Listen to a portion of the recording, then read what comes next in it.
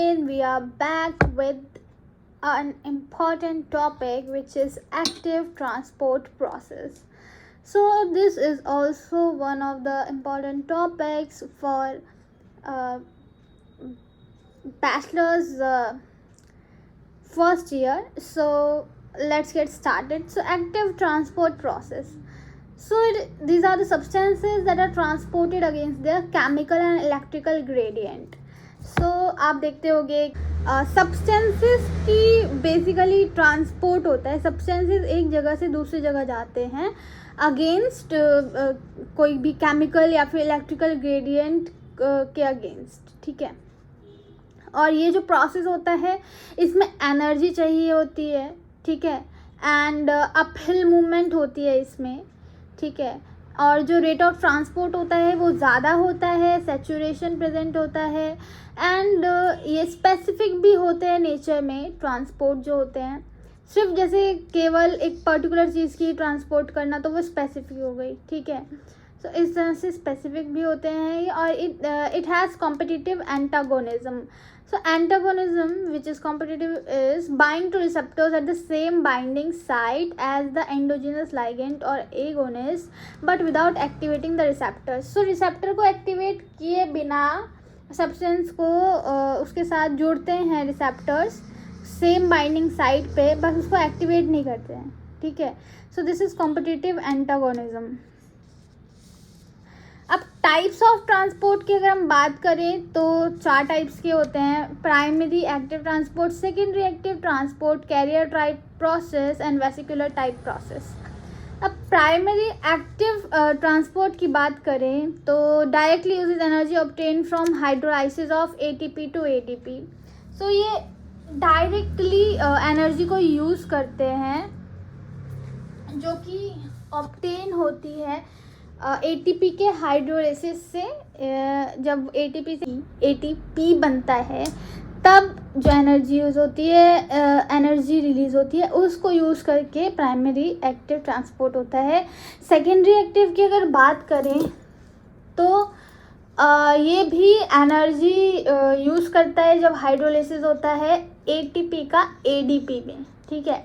It is not possible without the occurrence of primary active transport. ये बिना primary active transport के बगैर secondary active transport नहीं होता. प्राइमरी के एग्जांपल हैं एन के पंप या फिर सी ए पंप या के एच पंप. ठीक है. Sodium potassium pump, calcium pump, potassium hydrogen pump. So ये सब प्राइमरी एक्टिव ट्रांसपोर्ट के एग्जांपल्स हैं. और सेकेंडरी एक्टिव ट्रांसपोर्ट के एग्जांपल्स हैं sodium and calcium exchanger. And ये प्राइमरी ट्रांसपोर्ट के बगैर नहीं होता है. ये भी सेम ही एनर्जी यूज़ करता है जैसे कि प्राइमरी एक्टिव ट्रांसपोर्ट यूज़ करता है. कैरियर टाइप की बात करें so carriers are transport proteins that bind to ions and other molecules from one side to the other side of the membrane. So अगर एक मेम्ब्रेन से एक मेम्ब्रेन की तरफ से अगर यहाँ पे जाना है, ठीक है, तो ये आयंस के साथ या फिर carriers are transport proteins that binds to ion. ये आयंस के साथ बाइंड होके, आयंस के साथ जुड़ के मॉलिक्यूल बनाते हैं और फिर तब दूसरी साइड जाते हैं मेम्ब्रेन के. ठीक है. और इसके जो टाइप होते हैं वो 3 टाइप के होते हैं, यूनिपोर्टर्स, सिम्पोर्टर्स और एंटीपोर्टर्स. सो ट्रांसपोर्ट अगर जो transport single particle in one direction, एक सिंगल पार्टिकल को एक डायरेक्शन में अगर ट्रांसपोर्ट करना है तो यूनिपोर्टर्स कैरियर टाइप यूज़ होता है. ठीक है. सिम्पोर्टर्स को ट्रांसपोर्ट भी कहते हैं. इस पर 2 मॉलिक्यूल्स सेम डायरेक्शन में जाते हैं. एंटीपोर्टर्स जो होते हैं वो काउंटर ट्रांसपोर्ट होते हैं, 2 मॉलिक्यूल्स अपोजिट डायरेक्शन में जाते हैं, जैसे sodium potassium pump and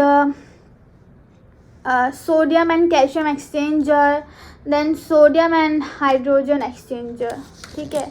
so अगर मैं आपको यूनिपोर्ट, सिम्पोर्ट और एंटीपोर्ट का बताऊँ तो एक मॉलिक्यूल जो है वो एक डायरेक्शन में जा रहा है मेम्ब्रेन के से क्रॉस करके. सिम्पोर्ट में 2 मॉलिक्यूल सेम डायरेक्शन में जा रहे हैं. एंड एंटीपोर्ट में अपोजिट डायरेक्शन में जा रहे हैं। For example sodium potassium pump में आपने देखा होगा कि अगर 3 पोटेशियम एंटर करते हैं तो 2 सोडियम जो हैं वो बाहर जाते हैं। एंड वेसिकुलर टाइप जो है D, उसमें सेल मेम्ब्रेन के अक्रॉस ट्रांसपोर्ट होता है सब्सटेंस का, और ये इसके जो टाइप्स हैं वो साइटोसिस के अंडर में हैं। एंडोसाइटोसिस जो है वो फेगोसाइटोसिस और रिसेप्टर मीडिएटेड होता है, और second is exocytosis. So vesicular type आपने उसमें अमीबा में देखा होगा, या फिर इस तरह से जो माइक्रो ऑर्गेनिजम्स होते हैं उनमें ज़रूर देखा होगा, ठीक है, या सुना होगा। सो सेल मेम्ब्रेन के अक्रॉस जो सब्सटेंस का ट्रांसपोर्ट हो रहा है उसमें एंडोसाइटोसिस या एक्सोसाइटोसिस हो रहा है, ठीक है।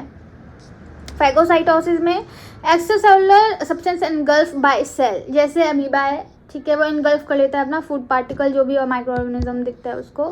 सो इस तरह से ही एक्स्ट्रासेलुलर सब्सटेंस जो है वो इनगल्फ बाय द सेल, जैसे हाइड्रा में भी आपने देखा होगा, वो भी अपने जो भी फूड होता है उसको एनगल्फ कर लेता है। तो इस तरह से जो एंडोसाइटोसिस है, एंडोसाइटोसिस में एक पार्टिकल आया, सब्सटेंस आया, तो उसको सेल मेम्ब्रेन ने एनगल्फ कर लिया, ठीक है, अपने अंदर समा लिया इस टाइप से, ठीक है, उसको खा लिया।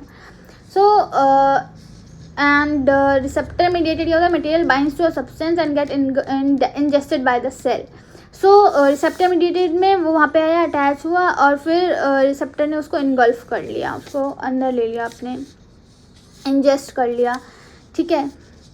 एंड एक्सोसाइटोसिस में क्या होता है कि जो सब्सटेंस वेसिकल के अंदर है और वो सेल मेम्ब्रेन के साथ फ्यूज़ करता है, सेल मेम्ब्रेन पे आता है, सेल जो मटेरियल वेसिकल के अंदर है, सपोज दिस इज़ वेसिकल और सेल इसके अंदर है एक माइक्रो ऑर्गेनिज्म, तो वो आता है सेल मेम्ब्रेन के पास आता है, और फिर एक्स्ट्रासेलुलर फ्लूइड्स के साथ साथ वो भी बाहर निकल जाता है। तो this is exocytosis. Exo means बाहर जा रहा है और एंडो मीन्स अंदर आ रहा है, एंड बहुत ईजी है समझने में, ऐसा कोई इसमें डिफ़िकल्टी वाली बात नहीं है। So uniport, symport and antiport, and endocytosis जिसमें अंदर आ रहा है जो भी सब्सटेंस है, और एक्सोसाइटोसिस में वो सब्सटेंस धीरे धीरे करके बाहर जा रहा है, ठीक है।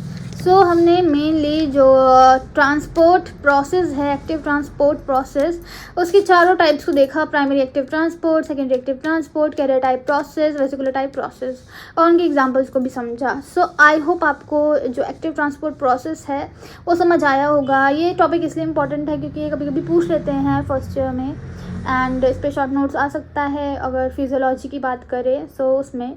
सो आई होप आपका जो टॉपिक है वो क्लियर हुआ होगा, एंड अगर आपके कोई भी डाउट्स हैं, कोई भी क्वेरीज हैं, तो आप कमेंट में ज़रूर लिख सकते हैं।